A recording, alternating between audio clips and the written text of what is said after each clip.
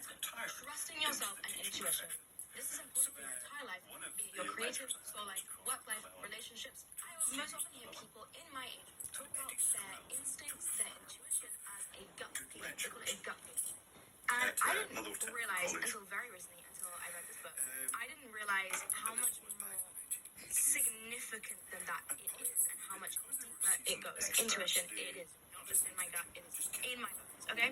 I realized that it's not just me and my gut, it's me and my entire body, and it is a combination of me and every woman who's come before me in my bloodline.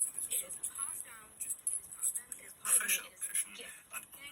One that I have been taught and shown, and I also realized in understanding that because it's a gift my mother gave me and her mother gave her and before her, that it is also a gift that I owe to my daughter, and that something like intuition, I will explain this as it is kind of like a muscle. You have to practice it, you have to strengthen it, you have to bond with it. And I'm not doing any of those things. The way my life's going right now, I'm not really that intuitive. I am intuitive, I'm just ignoring it. And it's weakening that muscle. I don't trust myself. I'm going to get into all of this. And I realize if I want to have a daughter one day, that's not going to fly because I'm going to have to give her the best gift that she could possibly have. And look, I'm not thinking of becoming a mother anytime soon, but I like to think about these things. Okay? I wrote that it does not end at a gut instinct or a general feeling of wariness that I can't explain or logically always understand. It is a deep bodily knowing and seeing, and it applies everywhere, all of the time. True, and I took this from the book. It tells you what the matter is and whether to go left or right, to bring the truth from things, to nourish our ideas, to see what there is to see and know what there is to know. Right, now I have a screenshot for you guys. Oh, wait. This is just a bit of background. We're going to get into this. This is going to be a terrifying podcast episode. Okay. To see into or through something requires intuition and also the strength to stand upon what one sees. We may try to be nice when we ought to be knowing. We may have been taught to set aside acute insight in order to get along. However, the reward for simply being nice in oppressive circumstances is to be mistreated all the more. Although a woman feels that if she is herself, she will alienate others, it is just this psychic tension that is needed in order to make soul and to create change. This idea of setting something aside, ignoring your intuition, ignoring your gut feeling, whatever you want to call it, I know every single woman on this planet, okay, has no, I should not do this. This is not right. This person is not right. I should not be here. I should not do this. I should not have this. And they ignore it and they do it anyway. Okay, if you tell me you did not have that experience once in your life, please, I will give you my phone number. You can call me. You can tell me exactly what the fuck your life has looked like so that I can exactly replicate it and I can get into your shoes. I am pretty sure, and I would almost put my life on this, that there is no one who can say that they have ever pushed aside a gut instinct. Whether that be you don't trust it, you don't believe it, you didn't know what it was, you were naive, whether that be you didn't want to believe it, whatever it is, you pushed it aside. Everyone knows it. Okay, it's not just women, but this book is aimed at women. It's not just women, obviously. So, I now have to explain a story that is in this book, and it's a metaphor, and it's gonna make sense, I promise. Bear with me. The story is about a girl who has a mother. The mother dies. Upon the mother's death, she gives the little girl a doll. And she says, you have to always keep this doll with you and it will guide you through life. So the little girl keeps the doll. Her father remarries. And he then gives the girl a stepmother and two evil stepsisters. Very classic. It's a fairy tale, by the way. The evil stepsisters hate this girl. They tell her you have to cook, you have to clean.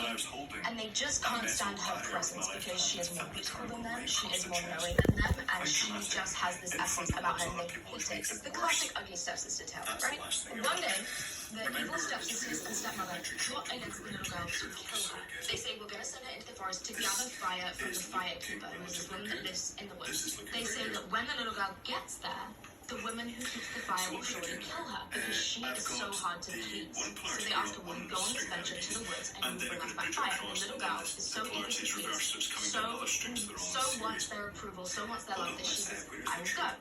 The doll guides her through the forest for like an entire day of walking and says, go left, go right, go left, go right. It brings her to the woman's house. When she gets to the woman's house, the woman asks her, what do you come here to ask? And the girl says, I ask for fire. And the woman asks her, why should I give you fire? And the girl responds, just because I ask. So that pleases the woman. The woman lets her in and she says, I'm not just going to give you fire for free. First you have to cook for me, you have to clean for me, you have to work for me for an entire day. I'm going to be gone. When I come back, I want everything to be done. So she goes about doing these tasks. The woman comes back and she's almost annoyed that the girl's got everything done. She then says, well, I'm not going to believe you can do it just because you did it once. You're going to have to show me again. sets her all these mundane tasks again.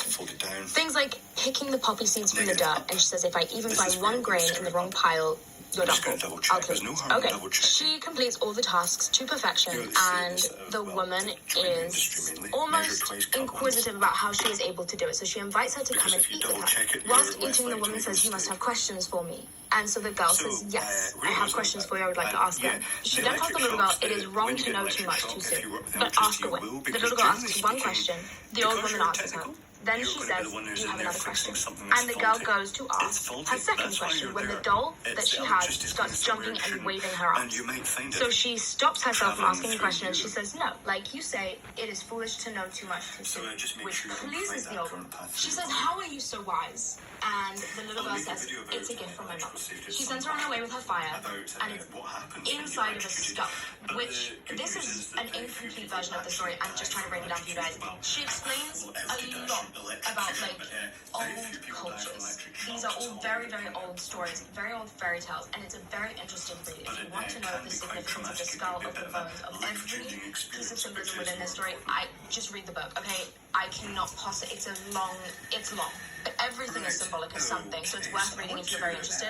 Anyway, she gives her a skull with fire inside, and she says, there you go, now get out. So the little girl, with the fire in the skull, goes home, and the fire in the skull kind of walks in front of her, showing her the way home, lighting up the path. At one point, the girl becomes so afraid of the skull and so afraid of the fire that she thinks to throw it in the forest and just run home.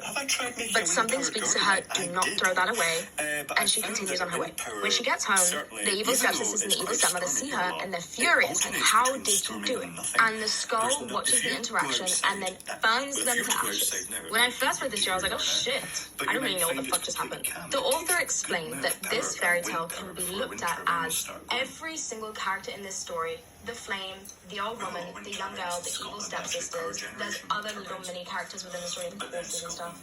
Again, read the book. Are all one woman. And it is all symbolic of different parts of our psyche. And that the woman that she goes to find in the forest is kind of like a divine feminine. She, again, all different interpretations of this woman by different cultures, by different authors, by different women. But essentially,